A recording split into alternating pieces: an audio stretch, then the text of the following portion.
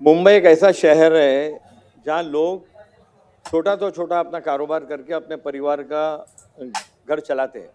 अध्यक्ष महोदय, मुझको याद है कि हम लोग जब छोटे छोटे थे तो चौपाटी जाते थे, बिस्लरी मिनरल वाटर नहीं था तो एक मटका होता था जिसमें से पानी पिलाया जाता था और 5-10 पैसा वहाँ पर डालते थे, उसका काम होता था। अध्यक्ष महोदय, मुंबई महानगर पालिका ने इन हॉकर्स को इतनी कड़क कार्रवाई करके, गलती मुंबई महानगर पालिका की है मंत्री महोदय, टाउन वेंडिंग कमेटी का कोई मीटिंग नहीं हो रहा है, ये हॉकर, अरे भाई साहब बहुत इंपॉर्टेंट मुंबई का मैटर है। अध्यक्ष महोदय, ये क्या हो रहा है? सावकारे साहेब जरा बसा। आज आपले सदस्य व मान्य मंत्री श्री संजय सावकारे साहेबांचा वाढदिवस आहे। टाळ्याच्या गजरात त्यांना आपण सर्वांनी शुभेच्छा द्याव्या।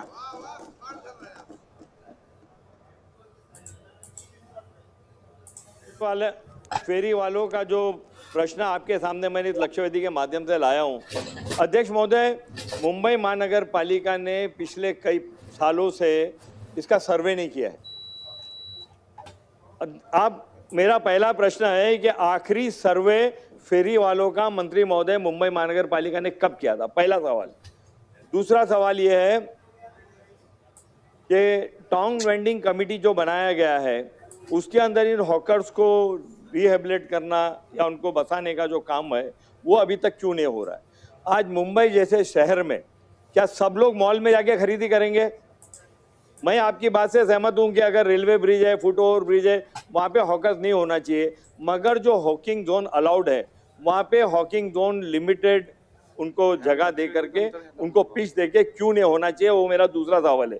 तीसरा और जो महत्वपूर्ण सवाल है अध्यक्ष महोदय, कि मुंबई महानगर पालिका और पुलिस मिलकर इन पे कार्रवाई जो कर रही है, आपकी गलती, मुंबई महानगर पालिका की गलती, उन्होंने सर्वे नहीं किया है, उन्हें टाउन वेंडिंग का काम नहीं किया है, तो ये कार्रवाई फौरन रोकी जाएगी क्या? ये मेरे 3 सवाल है आपके सामने। अध्यक्ष महोदय, सन्मान्य सदस्य अमीनबाईंनी जो अतिशय महत्त्वाचा फेरीवाल्यांच्या संदर्भामधला इथे प्रश्न उपस्थित केला आहे। राष्ट्रीय फेरीवाला धोरण केंद्र शासनानं आपल्याला माहिती आहे की 2009ला आणलं, त्याच्यानंतर 2014ला 2016ला महाराष्ट्र राज्यानं पथविक्रेता धोरण देखील आणलं आणि त्याच्यानंतर सन्मान्य सदस्यांनी जो या ठिकाणी उल्लेख केला तो 2014मध्ये आपण फेरीवाल्यांच्या सर्वेसाठी अर्ज मागवले। त्याच्यामध्ये 1,28,443 हे अर्ज आपण वितरित केले। त्याच्यापैकी 99,435 अर्ज हे प्राप्त झाले आणि ते प्राप्त झालेल्या अर्जांमधनं 32,415 फेरीवाले हे पात्र ठरले, असं 2014ला आपल्याला दिसतंय। परंतु त्याच्यानंतर या संपूर्ण फेरीवाल्यांच्या संदर्भामध्ये एक निवडणुकीची प्रक्रिया आपल्याला पूर्ण करायची होती, ती प्रक्रिया देखील निवडणुकीची आपण पूर्ण केली। परंतु काही पथविक्रेत्यांनी ही निवडणूक आपल्याला मान्य नाही म्हणून हायकोर्टामध्ये पिटिशन दाखल केलं आणि हायकोर्टानं ही जी झालेली निवडणूक होती ती मतमोजणी तशीच थांबवलेली आहे। अजूनही ती केस हायकोर्टामध्ये सुरू आहे। दुसरी महत्त्वाची गोष्ट की एक जनहित याचिका हायकोर्टामध्ये दाखल झाली आणि हायकोर्टानं 20 ठिकाणं जी वर्दळीची मुंबईच्या ठिकाणची आहेत त्याच्यावर फेरीवाले असता कामा नये अशा पद्धतीचे निर्देश दिले। परंतु हा फेरीवाल्यांशी अतिशय निगडीत असलेला प्रश्न आहे, कारण ते देखील सर्वसामान्य कुटुंबातली लोक आहेत। मागच्या महिन्यामध्ये तारीख होती, ती तारीख पुढे गेलेली आहे, परंतु पुढच्या तारखेला ज्येष्ठ वकील उभं करून कशा पद्धतीने फेरीवाल्यांना न्याय देता येईल यासाठी शासन कटिबद्ध राहील। अध्यक्ष महोदय, एक मिनट, त्यांचं पूछा आपको कि आज फेरी वालों के ऊपर आप जो अत्याचार कर रहे हैं, मुंबई महानगर पालिका जो अत्याचार कर रही है, लोग, आपने अध्यक्ष महोदय, गवर्नमेंट ने फेरी वालों को लोन दिया, पैसा दिया कि आप अपना कारोबार करो, उनको पैसा देने के बाद में दूसरे दिन आगे अगर फेरी वाले लीगल नहीं थे तो आपने मुंबई महानगर पालिका में बुला के लाइन लगा के उनको लोन क्यों दिया? अब लोन देने के बाद में उनका सब माल उठा के लेके जा रहे हो। आपको इसमें जब तक इसका फैसला नहीं हो जाता है, आप अपनी तरह से पूरी तरह से सक्षम नहीं हो जाते, इन फेरी वालों के ऊपर आप कार्रवाई रोकेंगे कि नहीं? मेरा एक मिनट एक प्रश्न है। दूसरा, आज मुंबई जैसे शहर में हॉकिंग प्लाजा बनाने का आपका कोई प्लान है? ये इतने बड़े जो हॉकर्स है उनको आज अध्यक्ष महोदय हर जगह पर आज छत्रपति शिवाजी टर्मिनस से लेके आप दहीसर तक जाओगे, हर जगह ये फेरी वाले हैं। इनको किस तरह से लीगलाइज करके लोगों को उनकी सुविधा कैसे दे सकते, ये जो आम आदमी है मुंबई से, क्या आप उसको बाहर निकालना चाहते हो? आप क्या चाहते हो कि ये लोग सब जाके बड़े बड़े, मैं नाम नहीं लेना चाहूंगा, उस मॉल में जाके खरीदी करे? इन फेरी वालों को आपको लीगलाइज करना है, उसके लिए आपका पॉलिसी कितना जल्दी इंप्लीमेंट होगा ठीक और है। शॉपिंग प्लाजा बनाएंगे ठीक है, कि नहीं ठीक है। बनाएंगे? अध्यक्ष महोदय, मी मगाशीच सांगितलं की 20 वर्दळीच्या ठिकाणी हायकोर्टानं निर्णय दिलेले आहेत, निर्देश दिलेले आहेत.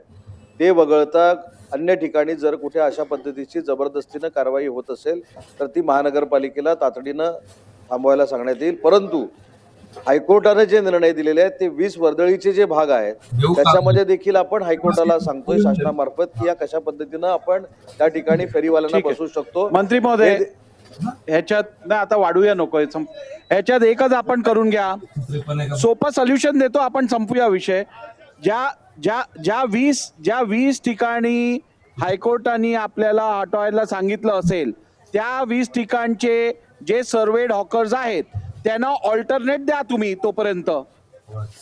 अध्यक्ष महोदयांच्या निर्देशानुसार महानगरपालिकेला आदेश दिले जातील. आणि जेवढे सर्वेड हॉकर्स किंवा लायसन्स्ड हॉकर्सच्या व्यतिरिक्त असतील त्यांना हटवणं आवश्यक आहे. चला, लक्षवेधी क्रमांक काय झालं ताई? चला लवकर बोला. अध्यक्ष महोदय, सन्मान्य मंत्री महोदय पॉझिटिव्हली उत्तर देत आहेत, पण देशाचे पंतप्रधान नरेंद्र मोदीजीने स्वनिधी दिलेला आहे ह्या फेरीवाल्यांना. अध्यक्ष महोदय, आज त्यांच्याकडे रोजगार नाहीये, फेरीवाल्यांना महापालिका बसायला देत नाही, बँकेचे लोक त्यांच्याकडे जबरदस्तीने कारवाई करतायत. स्वनिधीच्या माध्यमातून आपणच त्यांना कर्ज दिलेलं आहे. तर अध्यक्ष महोदय, गेल्या आठवड्यामध्ये ताई निर्देश दिले त्याच्यात. एकच अध्यक्ष ऐका ना तुम्ही, माझी एक भूमिपुत्र एका बाईकवर ज्यूस विकत होती आणि त्यामध्ये फेरीवाले इकडे नको म्हणून तिच्यावरती एका शाखेमध्ये बोलून तिला दमदाटी केली आणि त्याचबरोबर त्या ह्याच्यावरती गुन्हा दाखल करायला लावत होते. आणि आता तिला म्हणतायत तर तू जर केस पाठीमागे घेतली नाही तर तुझ्या नवऱ्यावरती विनयभंगाची केस लागू. असं जर फेरीवाल्यांवर होत असेल तर भूमिपुत्रांना न्याय कोण देणार? स्वनिधीने कर्ज आपणच दिलेले अध्यक्ष महोदय. त्यामुळे सन्मान्य मंत्री महोदय, जर त्या हायकोर्टाच्या नियमाप्रमाणे स्टेशनच्या बाजूला 100 मीटर मध्ये बसायची बंदी असेल, हॉस्पिटलच्या बाजूला बंदी असेल, पण इतर ठिकाणी जे भूमिपुत्र आपला धंदा करतायत, ज्यांना स्वनिधीचं कर्ज दिलंय, त्या सर्व फेरीवाल्यांना संरक्षण देऊन मुंबई महापालिकेला तातडीचे आदेश द्या की अशांवर कारवाई करू नका. सन्माननीय अध्यक्ष महोदय, आपण जे निर्देश दिलेले आहेत त्या निर्देशाचं पालन करण्याच्या सूचना महानगरपालिकेला दिल्या जातील. एक मिनिट बसून घ्या. आपल्या रात्री घेऊन जातात 7:05 झाली आहेत. पहिले दंड मारत, आता 1200 न मारता कोर्टाची नोटीस देतात. साहेब, एखादा नवीन मुलगा कुठला त्याच्या धंद्यावर बसला असेल त्याच्या नावाने नोटीस देतात, ती कोर्टात आणि पोलीस स्टेशन मध्ये नोंद होते. ठीक आहे, मी शासनाला असे निर्देश देत आहे की जेवढे लायसन्स किंवा सर्वेड हॉकर्स असतील त्यांना कुठच्याही प्रकारे हटवण्यात येऊ नये. नंबर 1. नंबर 2, हायकोर्टाने दिलेल्या निर्णयाचा अवमान न करता ज्या 20 ठिकाणहून हॉकर्सना हटवायला सांगितलं गेलं असेल त्या 20 ठिकाणच्या हॉकर्सना ऑल्टरनेट पिचेस द्यायचं काम हे शासनाने त्वरित करावं. नंबर 3, लायसन्स्ड आणि सर्वेड हॉकर्सच्या व्यतिरिक्त मुंबई शहरात इतर कुठच्याही हॉकरला टॉलरेट केलं जाणार नाही याची खबरदारी शासनाने घ्यावी. अध्यक्ष महोदय, आपल्या निर्देशाचं पालन करण्याचे निर्देश महानगरपालिकेला दिले जातात. चला, आणि पोलीस खात्याला दोन्ही. चला, ठीक आहे. प्रश्न क्रमांक लक्षवेधी क्रमांक 8. अध्यक्ष महोदय, झालं, 2 राहिल्यात संपूर्ण. अध्यक्ष महोदय, कोल्हापूर जिल्ह्यातील माझ्या